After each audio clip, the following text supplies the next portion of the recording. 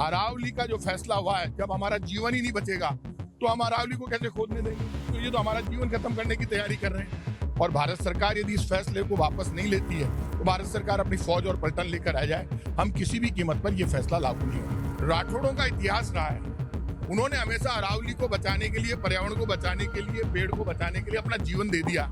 आज ये राठौड़ी के क्या हो गया? फेल हो गई क्या राठौड़ी? क्यों चमचागिरी कर रहे हैं राठौड़ साहब को बीजेपी वाले पूछ तो नहीं रहे? नमस्कार, मैं हूं मोनालिका बेड़वाला, आप देख रहे हैं राजस्थान वन।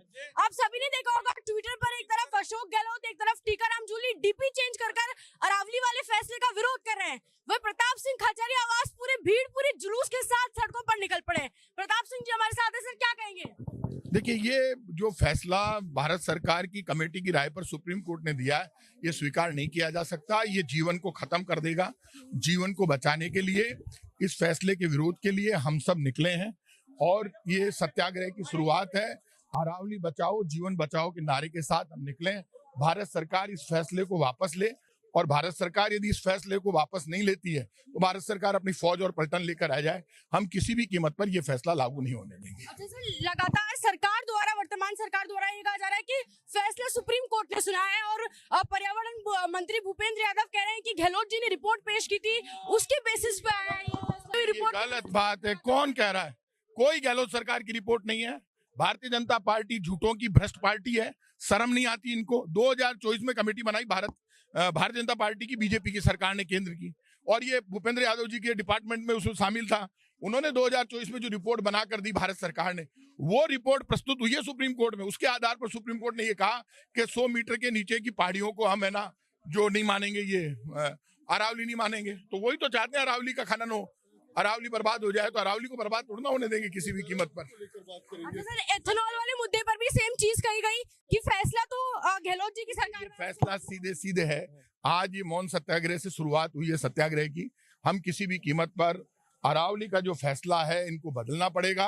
यदि ये फैसला नहीं बदलते हैं तो चैलेंज है हमारा भारत सरकार को, आप आ जाओ फौज और पलटन लेकर। आपका कोई फैसला आप लागू नहीं कर सकते। अरावली का जो फैसला हुआ है, जब हमारा जीवन ही नहीं बचेगा तो हम अरावली को कैसे खोदने देंगे? तो ये तो हमारा जीवन खत्म करने की तैयारी कर रहे हैं। राजेंद्र सिंह जी राठौड़ को शर्म आनी चाहिए। राठौड़ों का इतिहास रहा है, उन्होंने हमेशा अरावली को बचाने के लिए, पर्यावरण को बचाने के लिए, पेड़ को बचाने के लिए अपना जीवन दे दिया। आज ये राठौड़ी के क्या हो गया? फेल हो गई क्या राठौड़ी? क्यों चमचागिरी कर रहे हैं राठौड़ साहब को बीजेपी वाले पूछ तो नहीं रहे? वो अपने नंबर बढ़ाने के लिए इस तरह की प्रेस कॉन्फ्रेंस कर रहे हैं। मैं तो उनका सम्मान बढ़ाना चाहता हूँ। उनको जनता का साथ देना चाहिए, वो जनता का साथ नहीं दे रहे हैं। सर, आप डीपी वाले मुद्दे पे क्या उन्होंने कहा है कि प्रताप सिंह खाचरिया चुप रह ही नहीं सकते, यानी माई 5 किलो की दूंगा, लेकिन ये कहावत है महेंद्र पाल मीणा जी।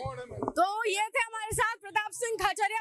आप सभी ने सुना। लगातार उनसे एक सवाल में बहुत देर से पूछ रही थी, उन्होंने 2 बार लगातार इस सवाल को इग्नोर किया, जो कि बहुत बड़ी बात है। एक चीज सोशल मीडिया पे कही जा रही है कि अशोक गहलोत और टीकाराम जूली तो अपनी डीपी चेंज कर दिए, लेकिन कांग्रेस के बहुत सारे कार्यकर्ता, बहुत सारे नेता, विधायक ऐसे थे जिन्होंने डीपी चेंज नहीं की। सेव और अरावली वाला जो मुद्दा था उसे अपने सोशल मीडिया पर नहीं दिखाया।